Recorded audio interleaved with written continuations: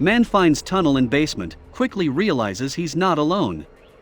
He had hoped for some interesting stonework, maybe even some artifacts or old papers.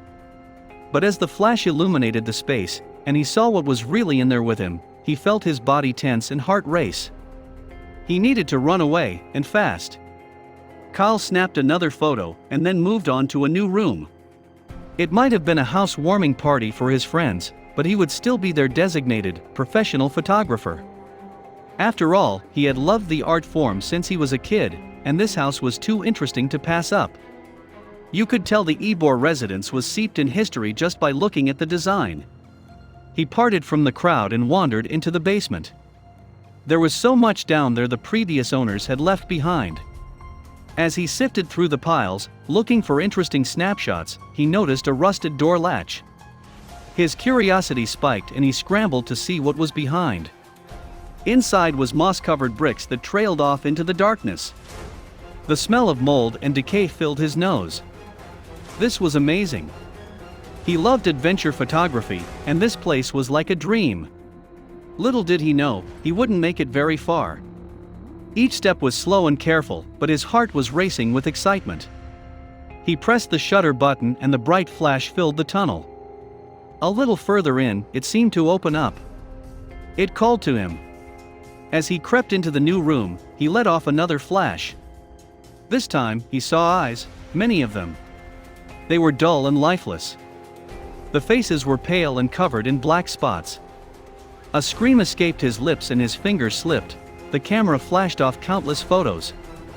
He spun around and sprinted for the tunnel, not daring to look behind him.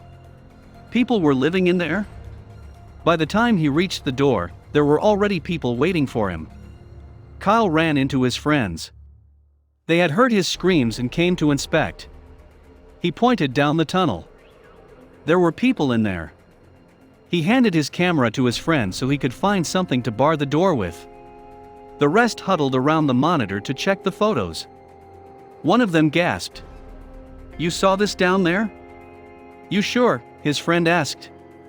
Kyle explained what he had seen as he held his body against the door for extra safety.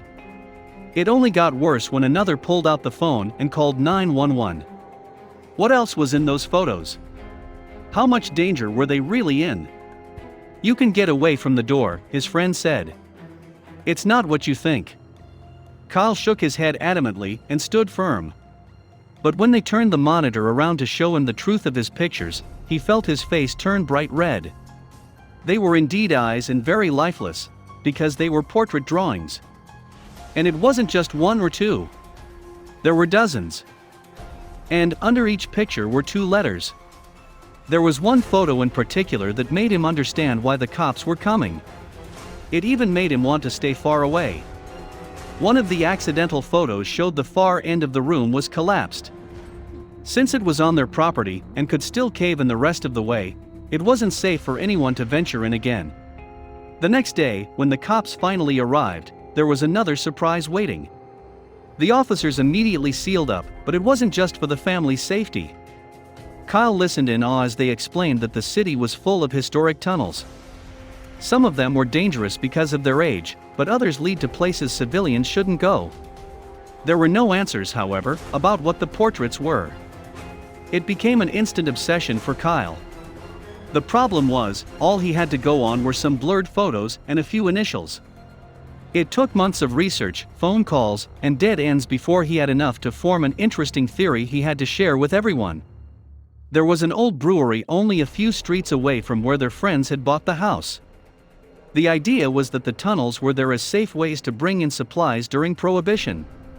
As for the sketches on the wall, he was still only left with guesses. They could have been brewery smugglers, maybe even warnings of who to stay away from.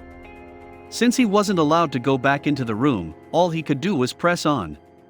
Had now had a new hobby besides photography. Somehow, he was going to solve this mystery.